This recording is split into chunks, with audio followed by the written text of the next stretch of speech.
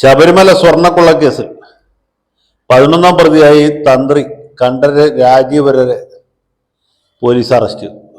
പ്രത്യേക അന്വേഷണ സംഘം ആവശ്യത്തിന് തെളിവുകളൊക്കെ ശേഖരിച്ചതിന് ശേഷമാണ് ഇദ്ദേഹത്തെ അറസ്റ്റ് ചെയ്തത് എന്നാണ് ഞാൻ മനസ്സിലാക്കുന്നത്.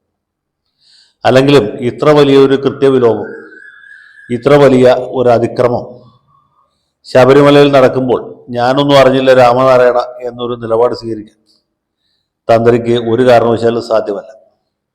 കാരണം അദ്ദേഹം അറിയാതെ ഈ സ്വർണ്ണ ഉരുപ്പടികൾ അവിടെ നിന്ന് കൊണ്ടുപോകാൻ പറ്റുകയില്ല. ഒരുപക്ഷെ അദ്ദേഹത്തിന് ഇതിൽ നിന്ന് സാമ്പത്തിക ലാഭം ഉണ്ടായി കാണാം, ഒരു പക്ഷേ ഉണ്ടായി കാണാൻ സാധ്യതയില്ല, നമുക്കറിയില്ല. അദ്ദേഹത്തിന് ലാഭം ഉണ്ടെങ്കിലും ഇല്ലെങ്കിലും അദ്ദേഹം അറിയാതെ ഈ സ്വർണ്ണ ഉരുപ്പടികൾ ശബരിമല സന്നിധാനത്തിൽ നിന്ന് ഇളക്കിപ്പറിച്ച് കൊണ്ടുപോകാൻ സാധ്യമല്ല. കാരണം അദ്ദേഹമാണ് ഇതിൻ്റെ ദൈനംദിന അടിസ്ഥാനത്തിൽ മേൽനോട്ടം വഹിക്കുന്ന വ്യക്തി. ശബരിമലയിലെ പൂജാരിയോ അല്ലെങ്കിൽ ശാന്തിക്കാരോ കഴകക്കാരോ അറിഞ്ഞുകൊള്ളുന്നില്ല. കാരണം ശബരിമല ക്ഷേത്രം കൊല്ലത്തിൽ 365 ദിവസവും തുറന്ന് പ്രവർത്തിക്കുന്ന ഒരു സ്ഥാപനമല്ല. മകരവിളക്കും കഴിഞ്ഞ് അടച്ചു കഴിഞ്ഞാൽ പിന്നെ മാസപൂജ എന്ന രീതിയിൽ ഓരോ മലയാള മാസത്തിലും 1-ാം തീയതി മുതൽ 5-ാം തീയതി വരെ തുറന്ന് പ്രവർത്തിക്കുന്നു. അപ്പോൾ ഈ സ്വർണം കൊണ്ടുപോകുന്ന സമയത്ത് അവിടെയുള്ള മറ്റാളുകൾ അറിഞ്ഞോളാം എന്ന് യാതൊരു നിർബന്ധമില്ല. പക്ഷേ തന്ത്രി അറിയാതെ ഇങ്ങനൊരു സംഭവം നടക്കുകയില്ല. പോലീസ് മേധാവിയായിട്ട് വിരമിച്ച TP സെൻകുമാർ ഇക്കാര്യം നേരത്തെ തന്നെ ചില ടെലിവിഷൻ ചാനലുകളൊക്കെ പറഞ്ഞ തന്ത്രിക്ക് ലാഭം ഉണ്ടായിട്ടോ ഇല്ലോ, അല്ലെങ്കിൽ തന്ത്രി ഈ കളവിൽ ഭാഗവാഹിത്വം വഹിച്ച ആളാണോ അല്ലോ എന്നുള്ളത് വേറെ ചോദ്യം. പക്ഷേ തന്ത്രി അറിയാതെ ഇവിടെ ഇങ്ങനൊരു സംഭവം നടക്കുകയില്ല. ഇത് പൊതിഞ്ഞിട്ടുള്ളത് സ്വർണം കൊണ്ടാണെന്ന് തന്ത്രിക്കറിയാം. അത് പിച്ചളയുമല്ല, ഓടുമല്ല, അത് ചെമ്പുമല്ല, വെള്ളിയുമല്ല, സ്വർണമാണ്. ശുദ്ധി കൂടിയ സ്വർണമാണ്. സ്വിറ്റ്സർലൻഡിൽ നിന്ന് ഇറക്കുമതി ചെയ്ത സ്വർണമാണ്. അതും തന്ത്രിക്കറിയാം. അപ്പോൾ നിലവിൽ സ്വർണമായിട്ടിരിക്കുന്ന സാധനം പിന്നെ പുറത്തു കൊണ്ടുപോയി സ്വർണം പൂശേണ്ട ആവശ്യമില്ല. അത് അറ്റകുറ്റപ്പണി നടത്തി തിരിച്ചു കൊണ്ടുവരേണ്ട ആവശ്യവുമില്ല. അങ്ങനെ ചെയ്യണമെങ്കിൽ അതിന് ചില മാനദണ്ഡങ്ങൾ പാലിക്കാനുണ്ട്. അതും തന്ത്രിക്കറിയാം. തന്ത്രി ഒന്നും അറിയാത്ത, എട്ടും പൊട്ടും തിരിയാത്ത ഒരു കൊച്ചുകുട്ടിയൊന്നുമല്ല. ഇനി അങ്ങനെ ആണ് എന്ന് പറഞ്ഞാൽ തന്നെ തന്ത്രി അങ്ങനെ ഒരു സ്ഥാനത്തിരിക്കാൻ യോഗ്യനല്ല. അപ്പോൾ ദേവസ്വം ബോർഡ് എടുത്ത എല്ലാ തീരുമാനത്തിൻ്റെ അടിയിലും തന്ത്രി ഒപ്പിട്ടിട്ടുണ്ട്. ഇത് എഴുതിയിട്ടുള്ളത് മലയാളത്തിലാണ്, അല്ലാണ്ട് പരന്ത്രീസിലൊന്നുമല്ല. അപ്പോൾ തന്ത്രി കണ്ഠര് രാജീവര് ഇത് അറിഞ്ഞാലും അറിഞ്ഞില്ലെങ്കിലും പുള്ളി പ്രതിയാകാൻ തീർച്ചയായിട്ടും യോഗ്യനാണ്. അത് നിരപരാധിയാണെങ്കിൽ ഇനി കോടതിയിൽ നിരപരാധിത്വം തെളിയിച്ച് പുറത്തിറങ്ങി വരികയെ മാർഗമുള്ളൂ. അതുവരെ അദ്ദേഹം ഇത് അനുഭവിക്കാൻ ബാധ്യസ്ഥനാണ്. അപ്പോൾ അദ്ദേഹം പ്രതിയായാലും യാതൊരു അനൗചിത്യം ഉണ്ടെന്ന് എനിക്ക് അഭിപ്രായമില്ല. അദ്ദേഹം വിചാരണ നേരിടാൻ സർവ്വതാ യോഗ്യനാണ്, അതിന് അർഹനാണ് എന്ന കാര്യത്തിലും എനിക്ക് ആ ഒരു സംശയമില്ല. പക്ഷേ ഈ സമയത്തുള്ള അറസ്റ്റ് തീർച്ചയായിട്ടും സർക്കാരിൻ്റെ നേരെ വിരൽ ചൂണ്ടും എന്നുള്ള വേറൊരു പ്രശ്നമുണ്ട്. ഞാൻ പറഞ്ഞത് ഇനി പറയാൻ പോകുന്നതിൻ്റെ രാഷ്ട്രീയമായിട്ടുള്ള ചില അർത്ഥാന്തരങ്ങളാണ്.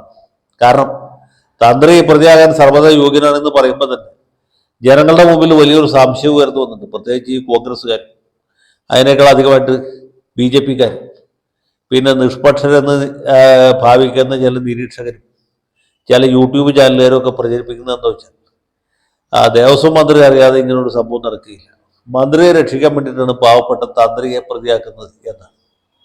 അപ്പോൾ ശബരിമല അതിലെ തന്ത്രി സ്ഥാനം വഹിക്കുന്ന കണ്ഠര് രാജീവര് തികച്ചും നിർദോഷിയാണ്, നിഷ്കളങ്കനാണ്, നിരപരാധിയാണ്. അദ്ദേഹത്തെ കൊടുക്കാൻ വേണ്ടി മന്ത്രി ഇപ്പോഴത്തെ സർക്കാരും ഭരണകൂടവും അവരുടെ ചുവൽപ്പടിക്ക് നിൽക്കുന്ന പോലീസ് ശ്രമിക്കുന്നു എന്ന ഒരു ആരോപണം തീർച്ചയായിട്ടും ഒരു കിംവദന്തിയുടെ രൂപത്തിലാണെങ്കിലും, അല്ലെങ്കിൽ അടിസ്ഥാനമില്ലാത്ത ആരോപണമാണെങ്കിൽ പോലും അത് അടിച്ചുവിട്ടിട്ടുണ്ട്. അത് കുറേ ആളുകളെങ്കിലും വിശ്വസിക്കുകയും ചെയ്തിട്ടുണ്ട്. മാത്രമല്ല, ഈ അന്വേഷണം എന്തുകൊണ്ട് മന്ത്രി കടകംപള്ളിയിലേക്ക് എത്തുന്നില്ല എന്നൊരു ചോദ്യമുണ്ട്. ഇതിൽ സാങ്കേതികമായിട്ട് കടകംപള്ളി ഉൾപ്പെടുത്തുക അത്ര എളുപ്പമുള്ള കാര്യമല്ല. കാരണം ദേവസ്വം ബോർഡിൻ്റെ ദൈനംദിന ഭരണത്തിൽ മന്ത്രിക്ക് ഇടപെടാനായിട്ട് പ്രത്യേകിച്ച് ഒരു കാര്യവുമില്ല. മന്ത്രി ഇതൊന്നും കൗണ്ടർ സൈൻ ചെയ്യേണ്ട ആവശ്യമില്ല. അപ്പോൾ മന്ത്രി കടകംപള്ളി സുരേന്ദ്രൻ ഇതിനകത്ത് ഇടപെട്ടു എന്ന് വിചാരിക്കാം. എങ്കിൽ തന്നെ അദ്ദേഹത്തെ ഈ കേസുമായിട്ട് നേരിട്ട് ബന്ധിപ്പിക്കാനുള്ള തെളിവുകൾ കണ്ടെത്തുക ദുഷ്കരമായി. മന്ത്രി കടകംപള്ളി സുരേന്ദ്രൻ ഈ ദേവസ്വം ബോർഡ് പ്രസിഡന്റിനോ അല്ലെങ്കിൽ മെമ്പർമാരെയോ തന്ത്രിയെയോ അല്ലെങ്കിൽ മുരാരി ബാബു അടക്കമുള്ള മറ്റ് പ്രതികളെയോ ഫോണിൽ വിളിക്കുകയോ നേരിട്ട് വിളിപ്പിക്കുകയോ അല്ലെങ്കിൽ രേഖാമൂലമായ നിർദ്ദേശം കൊടുക്കുകയോ ഈ കട്ടുകൊണ്ടുപോയ സ്വർണത്തിന്റെ ഒരു ഭാഗമെങ്കിലും സ്വന്തം ആവശ്യത്തിന് വേണ്ടി വിനിയോഗിക്കുകയോ ചെയ്തു എന്നതിനെ സംബന്ധിച്ച് വിശ്വാസയോഗ്യമായ തെളിവ് കിട്ടിയ മാത്രമേ അദ്ദേഹത്തെ പ്രതിയാക്കാൻ പറ്റുകയുള്ളൂ. കടകംപള്ളി സുരേന്ദ്രനിൽ പങ്കുണ്ടെന്ന് തന്നെ വരിക. എങ്കിൽ പോലും അദ്ദേഹത്തെ ഇതുമായി നേരിട്ട് ബന്ധിപ്പിക്കാനുള്ള തെളിവുകൾ കിട്ടുക മിക്കവാറും അസാധ്യമാണ്.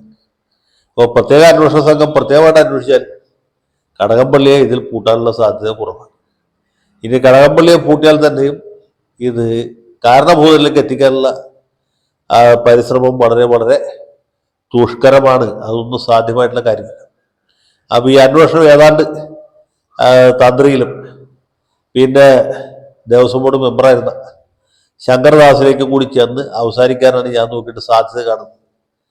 പക്ഷെ അതിൻ്റെ രാഷ്ട്രീയമായ പ്രത്യാഘാതം തീർച്ചയായിട്ടും ഇടതുപക്ഷ സർക്കാരിനും മുഖ്യമന്ത്രി പിണറായി വിജയനും ദേവസ്വം മന്ത്രി വാസവനും ഒക്കെ വളരെ വിപരീതമാകും. കാരണം എന്ന് വെച്ചാൽ ഈ നിർദോഷിയായ സാധുവായ അല്ലെങ്കിൽ ബുദ്ധിഹീനനായ താഴമൺ തന്ത്രിയെ കുടുക്കി യഥാർത്ഥത്തിൽ ഈ കളവ് നടത്തിയ, മോഷണം നടത്തിയ, കൊള്ള നടത്തിയ സർവശ്രീ കാരണഭൂതനും കടകംപള്ളി സുരേന്ദ്രനും തടി സലാമത്താക്കി എന്നാണ് ഈ നാട്ടിലെ ബഹുഭൂരിപക്ഷം ആളുകൾ വിശ്വസിക്കുന്നത്. ഏറ്റവും കുറഞ്ഞ പക്ഷം ഈ BJPയുടെയും കോൺഗ്രസിൻ്റെയൊക്കെ ദുർബോധനം കേട്ട് മസ്തിഷ്ക പ്രക്ഷാളിതരായി തീർന്ന ആളുകളെങ്കിലും വിചാരിക്കുന്നത്. അപ്പോൾ ഏതായാലും ഭഗവാൻ അയ്യപ്പനെ ഇവരടിച്ചുകൊണ്ട് പോയില്ല എന്ന കാര്യത്തിൽ നമുക്ക് ആകെ സമാധാനമുണ്ട്. കുറച്ചും കൂടി സാവകാശം കിട്ടിയിരുന്നെങ്കിൽ ഈ പത്മകുമാറും സംഘവും ധർമ്മശാസ്താവിനെ തന്നെ മറിച്ച് വിറ്റ് പുള്ളിയുടെ ഒരു ഡ്യൂപ്ലിക്കേറ്റ് സാധനം കുന്നംകുളത്തോ മാറ്റോ നിർമ്മിച്ച് ആ സ്ഥാനത്ത് സ്ഥാപിക്കുമായിരുന്നു എന്ന കാര്യത്തിൽ എനിക്ക് യാതൊരു സംശയവുമില്ല. ഏതായാലും സഖാക്കൾ, ഈ ധീര സഖാക്കൾ കുറച്ചു കാലം കൂടി ഭരിച്ചിരുന്നെങ്കിൽ നമ്മുടെ നാടിൻ്റെ അവസ്ഥ ഭയങ്കരമായി തീർന്നേനെ എന്ന് മാത്രം നിരീക്ഷിച്ചുകൊണ്ട് തൽക്കാലത്തേക്ക് വിട. ലാൽ സലാം.